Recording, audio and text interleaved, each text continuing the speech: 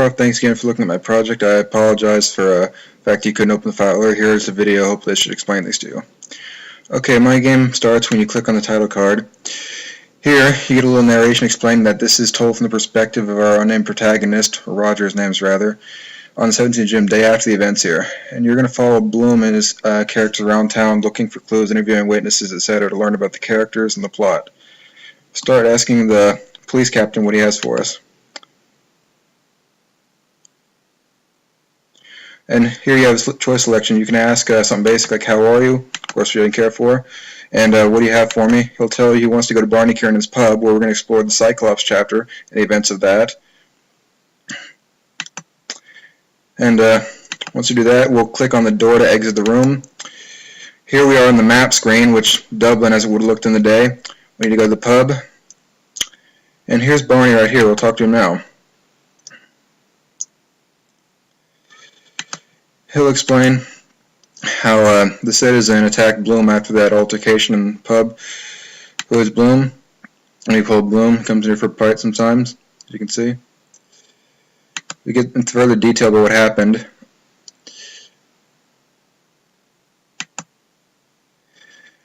And there are some things that take specific book. For instance, I mentioned his name is Virag here, his family name is, because that will be important later on. Again, we're trying to collect as many clues as possible to get a bigger picture of who Bloom is. And some basic information, his biographicals, what he does for a living, what his character's like. Further on to the plot development here.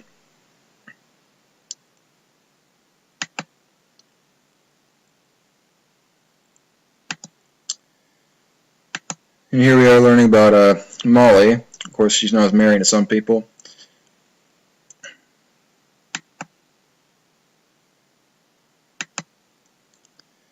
And we'll say goodbye to Barney because we've heard enough of him for right now. But while we're here, we're going to talk to Boylan.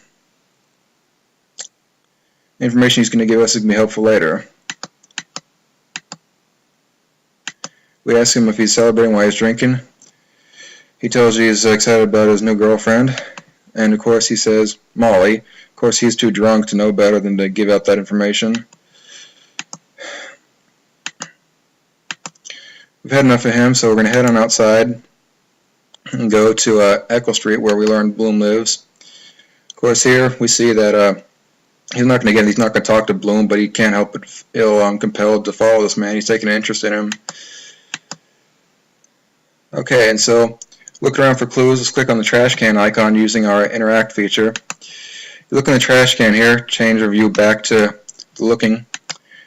This is the expense sheet from the 16th chapter Ithaca, it's called, that Bloom recorded all the ways he spent money throughout the day, and from this we learn different places he was been. He was at the post office, other times he was, for Patty Dignity's funeral, was at the cemetery, and that gives us a lead we can follow.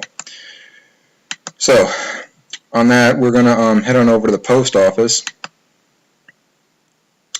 where we can see Bloom left his key behind, pick it up, and we know his box office number, you would have seen in the window there, is 340. So let's use that icon right here to check his mail.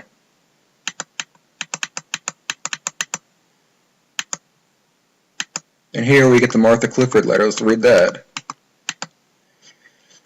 So now we learned, using clues, that Bloom was having correspondence with another woman. Of course, we know that Molly is cheating on him too, but we won't learn that until we get more information from people around town. Let's collect that in our pocket here. While we're here, we might talk to Stephen.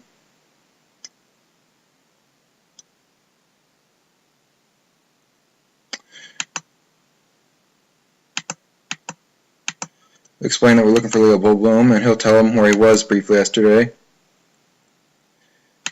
And we'll remind us that Bloom cares for Stephen.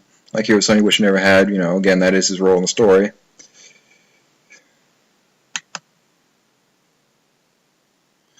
And from there, that's as far as we're going to go there. Let's head on outside.